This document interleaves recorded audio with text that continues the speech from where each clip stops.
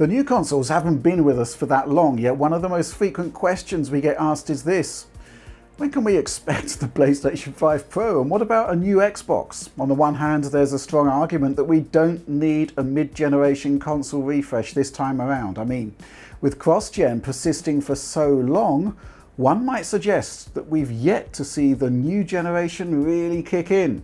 Actual exclusives that only run on current-gen consoles, they're kind of thin on the ground, right? On the other hand though, looking back, PlayStation 4 Pro launched just 3 years after PS4, architected at least a couple of years before. Pretty much now, if we apply that same schedule to this console generation. And yet already, I've seen rumours of a new PlayStation in development with a mooted 2 times increase in performance compared to the PlayStation 5. Not that I myself have actually sourced any rumours along those lines, so yeah, don't just take that with a pinch of salt, but rather a gigantic mountain of the stuff. You see, the thing is, the console market of 2022 is in a very different place to that of 2015. Record levels of inflation, pandemic-sized supply chain problems, a semiconductor crisis that won't be sorted out for years. I would contend if there is to be a mid-generation refresh, we can expect it later than the last gen equivalent, if it materializes at all. Now, with console development closely wedded to AMD's x86 CPU and Radeon graphics technologies, I guess we do have some idea of what might be on the horizon, what building blocks are available to Sony and Microsoft. But the question is whether those technologies can be delivered to the user in a cost-efficient manner, which is the defining point of a console, right? And there are bigger questions for Sony and Microsoft too. The biggest being, does a mainstream consumer actually want or need a more powerful console just a few years after launching the last one? Nintendo Switch, hardly a powerhouse, but it's looking like its lifetime sales will eclipse PlayStation 4. Then there's this little fella, Xbox Series S. Well, the reason this console exists is an incredible story in of itself, as I discovered when John and I spoke to Xbox system architect Andrew Goosen at Microsoft back in 2020. You see, the reason we got 2 Xbox consoles at launch rather than 1 is because of one simple reason. Traditionally, a console launches at a relatively high price, then the cost of making it reduces over time as the parts become cheaper to assemble and build. Take Xbox 360 for example. According to Goosen, the cheapest 360 without a hard drive cost Microsoft $460 to make at launch, meaning that it was sold at a huge loss. The last Xbox 360 model had a bill of materials of just $120, almost a quarter of the price. The vast majority of that price reduction was driven by silicon getting cheaper over time. But as we discovered in that interview, consoles aren't getting cheaper to build now over time. They're just not. They're actually becoming more expensive, if anything, owing to inflation and the silicon shortage. Even back in 2020, when the economic situation looked more promising, Microsoft could not see a financially viable way to make an affordable version of Xbox Series X in the way that they did with Xbox One S.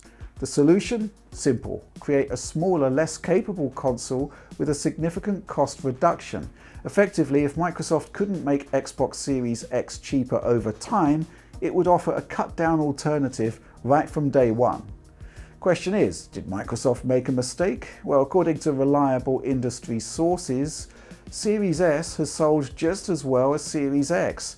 And outside of the Digital Foundry bubble where we demand the best performance and visuals, well, what's not to like about a more traditional looking console at a $299 price point? So what has Series S got to do with a prospective enhanced mid-gen upgrade?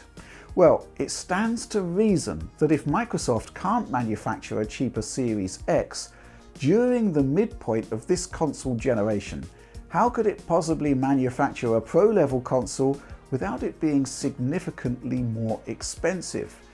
That's going to be tricky. The crux of the matter is this, basically: cost per transistor. Now, historically, this has dropped, as we saw with that dramatic Xbox 360 example. But these days, that cost, the cost per transistor, it's kind of static. So let's look back at the last generation refreshes. Both Microsoft and Sony moved from 28nm processors down to 16nm. Both consoles received slim updates in that transition. Both consoles received enhanced models. The slim update had smaller, cheaper processors. The Pro consoles had similarly sized processors to the launch 2013 models, but with around twice the transistor density, you could cram in more logic, more GPU power. 16nm offered the opportunity to either go cheap with the same design or level up performance instead. And yeah, in the here and now, those two options are seemingly no longer available. So what options are available? Well, it's important to stress that while cost per transistor is not falling, that's not to say that new process technologies aren't available. During the last console generation, Sony and Microsoft only had one process reduction to work with, 28nm to 16nm. With this generation, we start at 7nm, soon to be refreshed to 6nm, while 5nm is already in the latest mobile processors, and there are further process shrinks to come during the lifetime of what I suspect will be this console generation. As Microsoft's Andrew Goosen told us in 2020, Moore's Law is certainly not dead. Moore's Law is continuing, and we have a good path to 5nm and 3nm, and those are going to bring improved performance and good power. But here's the catch. What they're not bringing anymore is a good cost reduction, cost per transistor. And so this has foundational impacts to console development, because now we get cost reductions, but they're slowing down, and it won't be nearly the magnitudes that we've seen before. There's something else to point out too. Microsoft and Sony don't just use the same core technologies as AMD's PC parts, they also use the same chip manufacturing technologies. So, by extension, everything Goosen says here applies to the PC space, but there are differences. Number one, improved performance and power, as he mentioned. That means faster clocks, essentially. You will have already seen a trend of higher frequencies and higher power consumption on PC graphics cards. Secondly, well, PC parts manufacturers have increased their prices, something that isn't particularly appealing to a console manufacturer. If cost per transistor remains static and you want extra performance, you make larger chips and pass the cost on to consumers. And yeah, we've seen that, right? PC parts, particularly GPUs, are getting more expensive, and that applies whether the GPU comes from AMD or Nvidia. PC manufacturers can also deliver completely new, more power-efficient architectures, whereas consoles are more fixed designs. So there is still room to maneuver in these challenging conditions, provided you are willing to pay for more performance. So let's sum it all up then. First of all, in a case against Pro or enhanced consoles coming anytime in the foreseeable future. First of all, as I mentioned earlier, the new generation hasn't really begun yet, almost 2 years in. Actual next-gen graphics techniques, stuff we've never seen before, the sort of things we saw in Unreal Engine 5 in The Matrix Awakens. These technologies have yet to make it into a shipping game. If we've not yet seen current-gen hardware pushed, what's the point of making a new console? Secondly, PS4 Pro, Xbox One X, they had a purpose. They were designed to be a match for the new wave of 4K displays. 8K for this generation has yet to make an impact and likely never will. So there is no overt reason to replace or enhance PlayStation 5 or Series X anytime soon. Thirdly, more powerful kit requires a processor that at least doubles the transistor count. Cost per transistor is not falling much, if at all, anymore at least, meaning a more powerful console would need to be much more expensive. Meanwhile, the success of Series S and Switch tells Sony and Microsoft that power may not be the be-all and end-all for a successful console. Finally, the economic situation is looking pretty dire, right? Inflation is rampant, console prices are stable, meaning that Microsoft and Sony are taking that hit and would take an even bigger hit on an enhanced machine at current price points. Not only that, but supply issues are not projected to be resolved until 2024, according to new data from Sony, meaning that the current machines will have a lot of lost ground to recover once the supply issues have been resolved. So that's the case against enhanced consoles for this generation, but I do expect there to be refreshed versions of the existing hardware. and potentially there may be tweaks there. There have been reports that PlayStation 5 will get a 6nm version of its processor, shrunk from the current 7nm, and Microsoft will have the same option. While cost reductions may be challenging, a smaller and more refined console will be possible, and the expensive cooling solutions currently employed by both manufacturers, they could be pared back into that smaller design.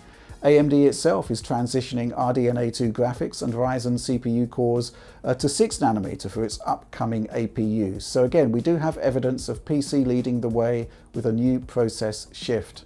But 5nm is definitely a thing. AMD will be transitioning to it, and it's widely believed that PC RDNA 3 graphics parts will be using it. There is talk of big performance improvements which are perhaps fueling the pro console upgrade rumours. Higher clocks are likely, and if AMD can deliver substantial architectural improvements similar to the leap between RDNA 1 and RDNA 2, well, maybe we will be surprised.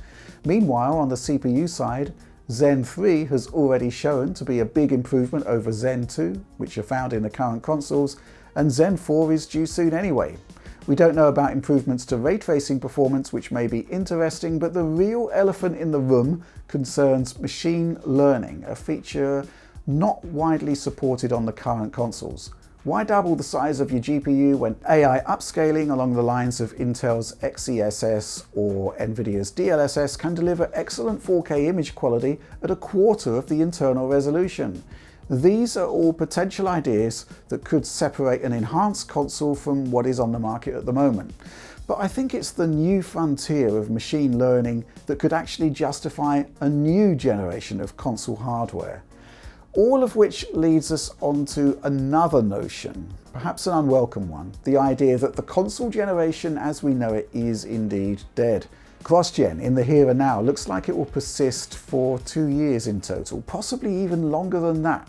There's the possibility that the enhanced consoles as a concept may merge into what would traditionally become next-gen, with the notion of the traditional console generation becoming a thing of the past in favour of a new kind of ongoing cross-gen situation, a more staggered version of the mobile phone upgrade cycle.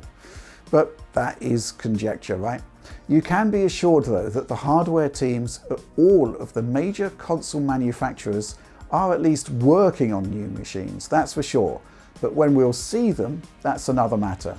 In the meantime, the message is pretty straightforward. Enjoy PlayStation 5, enjoy Xbox Series machines. I suspect that this generation is going to be around for quite some time.